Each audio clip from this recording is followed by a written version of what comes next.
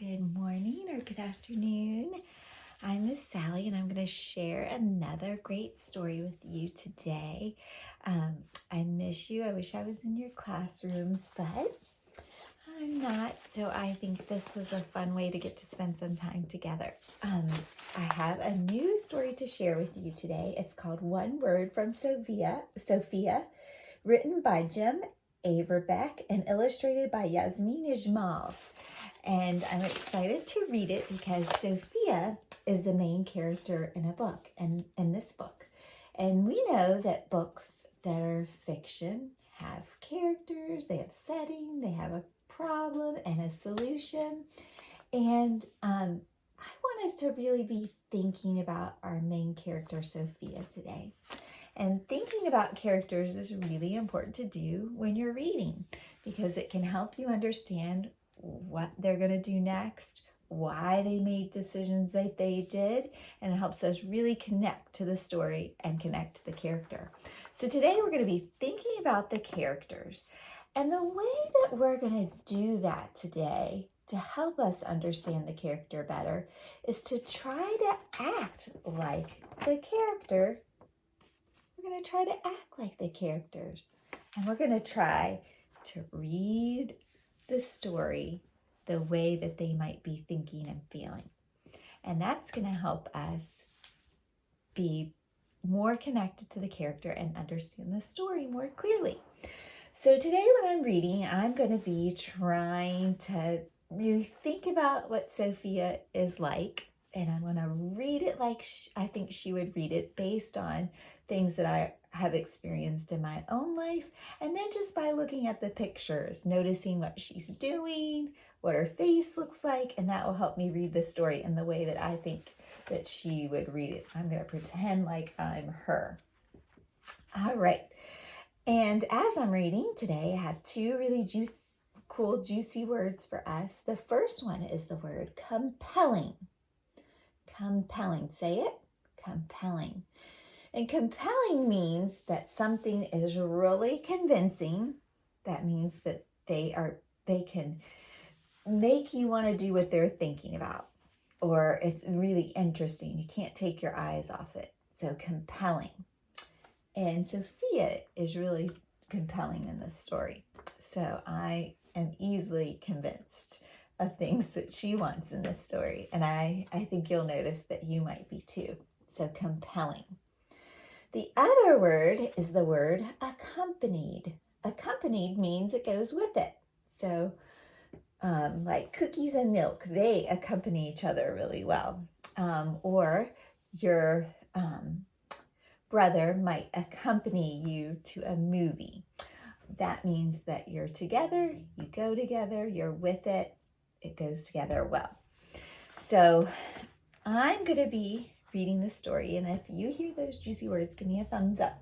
So today, remember that we are going to be thinking about our character, Sophia, so that we can understand what she's doing in the story more clearly, think about what she might do next, connect with her, because that'll help us understand the story more clearly. And remember, we can do this by trying to put ourselves in her shoes and act the way she would. So we're going to pay attention to what she is saying and what the pictures are telling us to help us with that. All right, here's the title page. One word from Sophia. Sophia's birthday was coming up, and she had 5 things on her mind. Her one true desire and 4 problems. Her one true desire was to get a pet giraffe for her birthday.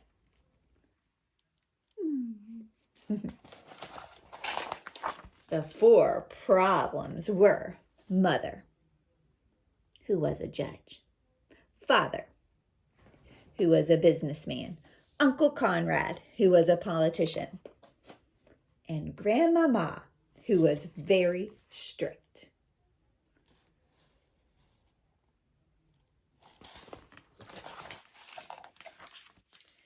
Sophia presented her case to her mother. I would like a giraffe, she said, because they burn less gasoline, so they meet federal regulations better than the cars we use now. In the last 50 years, no giraffes have been recalled for defective parts, and newer models have a particularly strong safety record. Also, giraffes have not been shown to be the cause of any major diseases. Giraffes are legal in all 50 states. And a giraffe could take me to our ballet class and deliver me right to the second floor.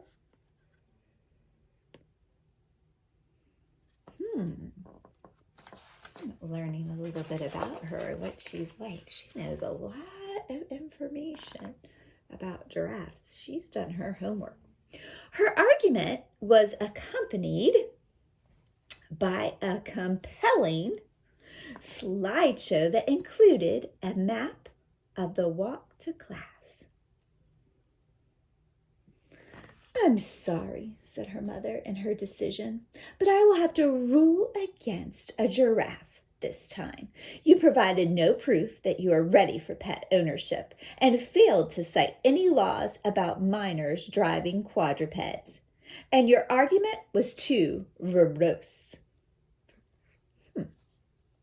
I'm looking at her face and I'm thinking about what she might act like on the next page. I'm going to put myself in her shoes and I'm going to talk and sound like her. "Verbose?" asked Sophia. "What's that mean?" "Too many words," said her mother. "How many should I use?" Do you see her face and how my voice changed to kind of sound like what she might sound like? "Fewer," said her mother. She retired to her chambers. So when I noticed that Sophia had all this information on giraffes and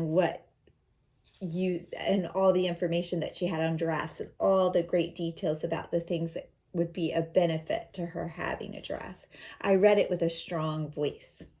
And then when I noticed she was getting kind of down in the dumps and a little frustrated by what her mom was saying, because she had done all this research, she had all this great information, and then her mom was like, "Nope, I do not see that I'm ruling against this because I can tell that there's no information about minors, which are children, being allowed to drive quadrupeds, which are four-legged animals, right?"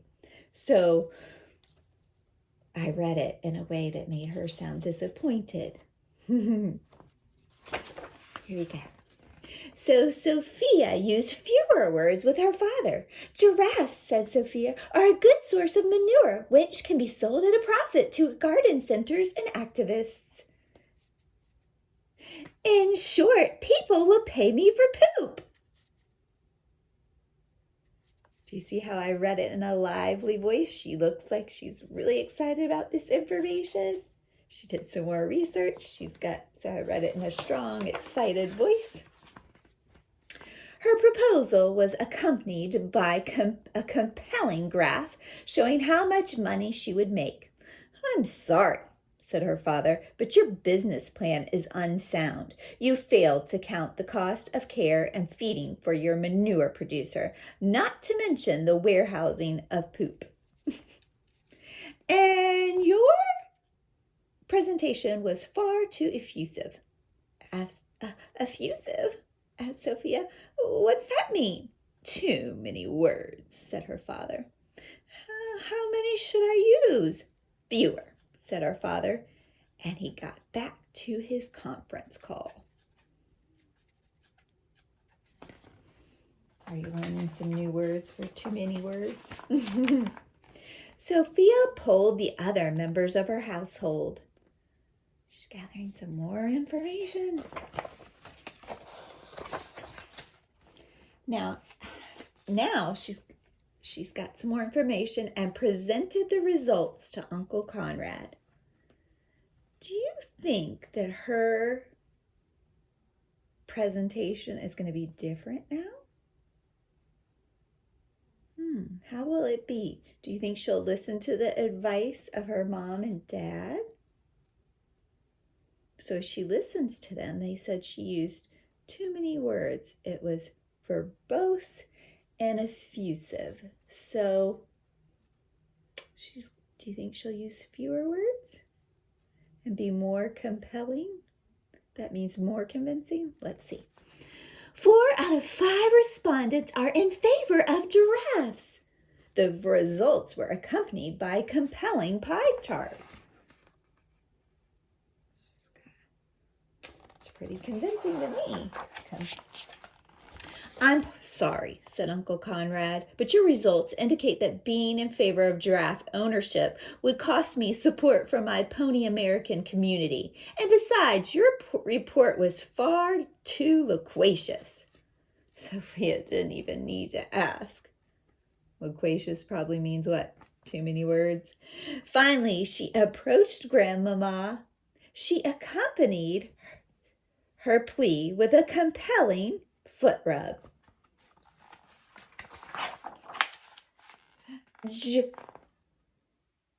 Giraffe, no, said her grandmama, and do try to get to the point next time. Oh my gosh, she's getting really frustrated. Do you think it's going to change the way she maybe presents her case the next time? Let's see. In her last desperate attempt before her birthday, Sophia prepared to speak to everyone at once. She revised and shortened her proposition until it was just one word. Ooh, has to be compelling, and it has to be one word. Oh, and it's going to be one word. I wonder what that's going to be like. Okay, I want you to look at her picture. I want you to think about how you would say this. And I want all of you to say this at once. It says, please. Now say it like you think Sophia would say it, knowing what you know about her. How would she act? And how would you act if you were her? Did you say something like, please?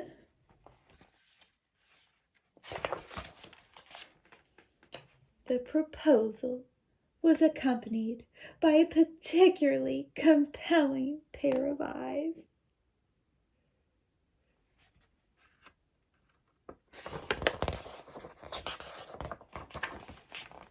On her birthday, Sophia was delighted to find that short and sweet often brings results. 'Cause look. And one word really worked, she said. How could we say that like Sophia might say it? Would it be one word really worked? Or one word really worked, she said. And 2 words came in handy. Can you say them? How would she say it? Thank you. Nice. She's giving everybody a hug. She's so happy. So, did pretending we were like Sophia and really sounding like her help you understand Sophia as a character? Thinking about her and understanding her as a character is a really important thing to do as a reader. Just as we finish up, let me see how much you know about Sophia. I want you to give me a thumbs up if you would describe Sophia in these words. If you think the word fits her, give me a thumbs up. If you think it doesn't, give me a thumbs down. All right. Do you think Sophia would be described as someone who is clever or smart? Clever. If you give me a thumbs up, I think you are right. She is a clever girl. She came up with all kinds of factual information to share about giraffes to convince her family that a giraffe would be a great pet. Okay, what about lazy? Do you think she's lazy? Lazy means you just lay around, you don't really do anything. No, she's not lazy. What about determined? Determined means you don't give up, you keep on trying until you are successful. Yeah, she's determined, right? What about mean? Do you think she's mean? What about thoughtful? Does she think about things? I think she does. So do you see how we learned a lot about our character Sophia today by thinking about her and acting like her in the story? Whenever you're reading a story, try to act like the character. Even if you're reading it in your head, pretend like there's a movie playing in your head and you're the character that you're reading about, and envision how you would say it if you felt like the character, or you see a picture that shows a face that's sad or happy. Read it in that way. That's a great thing that readers do. They think about their characters. Thank you for reading with me. I hope you enjoyed our story.